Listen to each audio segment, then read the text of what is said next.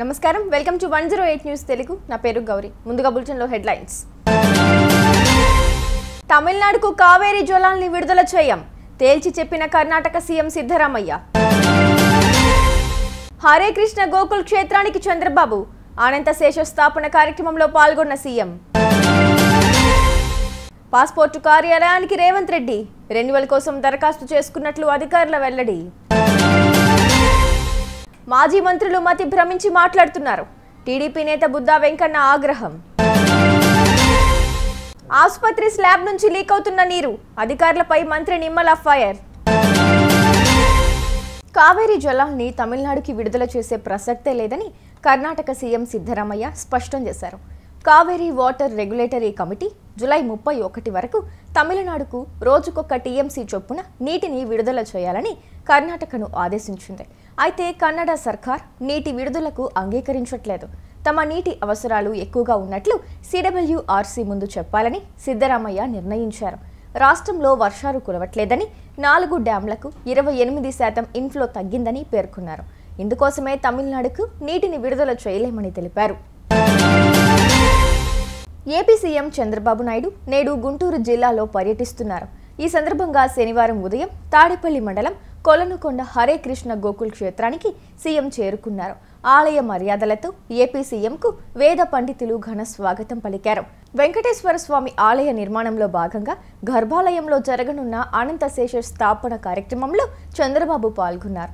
మంత్రులు సవిత, నారాయణ, ఆనం రామనారాయణ రెడ్డి, మాజీ chief justice N V Ramana ఈ కార్యక్రమానికి హాజరయ్యారు.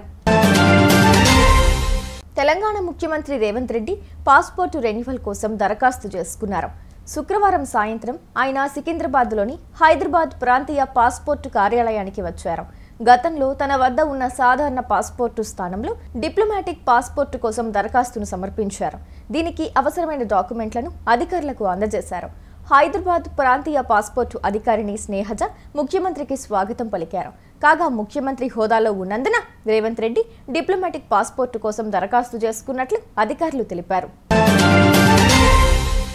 ఏపీ సీఎం చంద్రబాబు నాయుడును ఉద్దేశించి వైసీపీ నేతలు చేసిన వ్యాఖ్యలపై టీడీపీ నేత బుద్దా వెంకన్న తీవ్ర స్థాయిలో ఆగ్రహం వ్యక్తం చేశారు.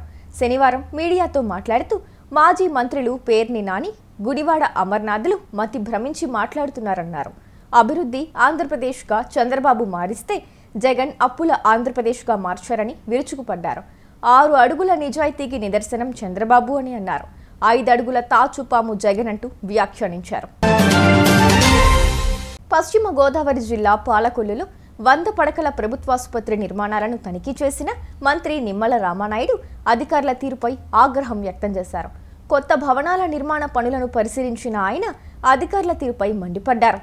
స్లాబ్ నుంచి లీక్ అవుతున్న వర్షపు నీరు, నిల్వ నీటిని చూసి ఆగ్రహం వ్యక్తం చేశారు. మీ ఇళ్లను కూడా ఇలాగే కట్టుకుంటారా అని ప్రశ్నించారు. ప్రభుత్వం మారిందని పనులన్నీ నాణ్యతతో జరగాలని అధికారులను మంత్రి ఆదేశించారు. జగన్ 5 ఏళ్ల పాలనా విధ్వంసం నూతన భవన నిర్మాణాల్లోనూ కనిపించిందని పేర్కొన్నారు. ఏడాదిలో పూర్తి కావాల్సిన పనులు 5 ఏళ్లైనా గత ప్రభుత్వం పూర్తి చేయలేదని విమర్శించారు.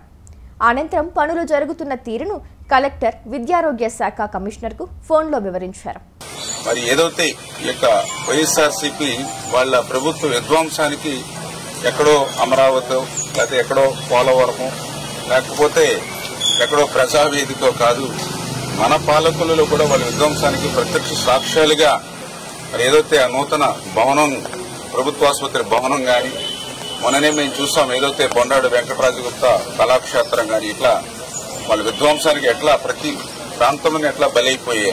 పాలకుల ప్రభుత్వ ఆసుపత్రిని 50 పడకల ఆసుపత్రిని మళ్లీ 100 పడకల ఆసుపత్రిగా పెంచుతూ 12,60,00,000 రూపాయలు కొత్త భవనం నిర్మాణం కోసం ఆ రోజు 3 సంవత్సరాలు తిరిగి ఆ నిధులు మంజూరు చేసుకుని 100 పడకల ఆసుపత్రిగా దీన్ని అప్గ్రేడ్ చేసుకోవడం జరిగింది.